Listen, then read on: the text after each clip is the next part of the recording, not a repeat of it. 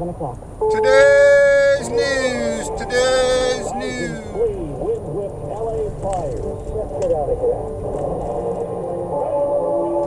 Jimmy Carter lies in state at the Capitol Rotunda.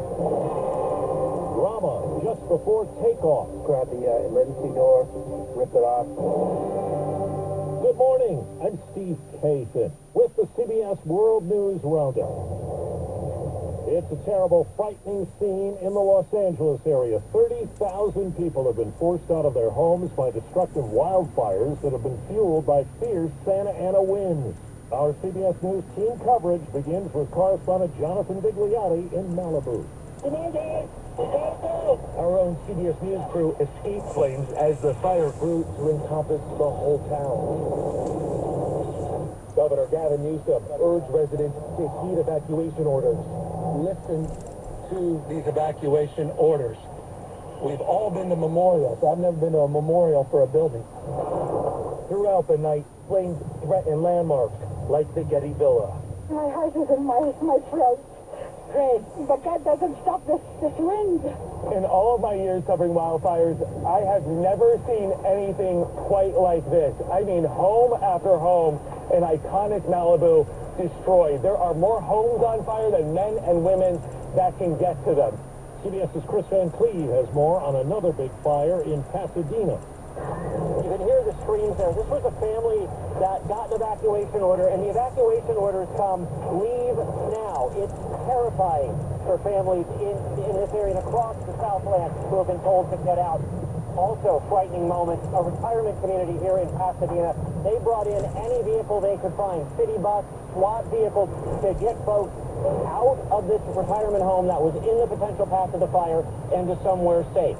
It is a dangerous, evolving situation, and because of these super strong winds, you'll get these gusts that are almost hurricane-force winds. They pick up those embers. They can blow them a mile or more away. CBS News meteorologist David Parkinson says those strong winds are due to remain a factor throughout the day. The winds are ramping up. Conditions are drying out.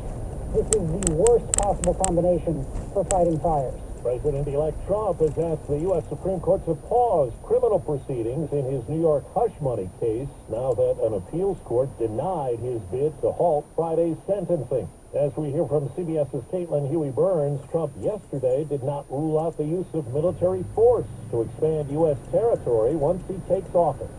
President-elect Donald Trump ignited controversy on Tuesday, saying he wants the United States to take over the Panama Canal and Greenland, and that he won't rule out the use of military force to do it. No, I can't assure you on either of those two. The U.S. built the Panama Canal, but transferred operational control of it to Panama in 1999, and Chinese shipping has increasingly used the key trade route. And we gave the Panama Canal to Panama. We didn't give it to China. The Arctic island of Greenland is a territory of Denmark. The Danish Prime Minister made clear the territory was not for sale. The president-elect also suggested using economic force to annex Canada and make it the 51st state. Canadian Prime Minister Justin Trudeau responded, "There isn't a snowball's chance in hell his country would become part of the United States."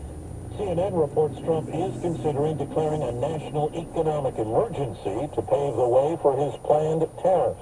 People are paying their respects at the U.S. Capitol as Jimmy Carter's body lies in state ahead of a funeral tomorrow at the National Cathedral for the 39th president. CBS's Nicole Killian. Inside the ornate rotunda, dignitaries from the vice president to members of the Supreme Court and Congress paid their final respects with bipartisan praise. James Earl Carter Jr. loved our country. He lived his faith. He served the people. And he left the world better than he found it. Jimmy Carter was a member of the greatest generation. Ceremony capped a day of tribute that began at the Carter Presidential Center in Atlanta. The 39th president departed his home state on Special Air Mission 39, arriving at Joint Base Andrews in Washington.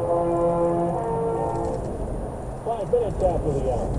Well, that's today's news. Today's news. I didn't hear any good news, did you?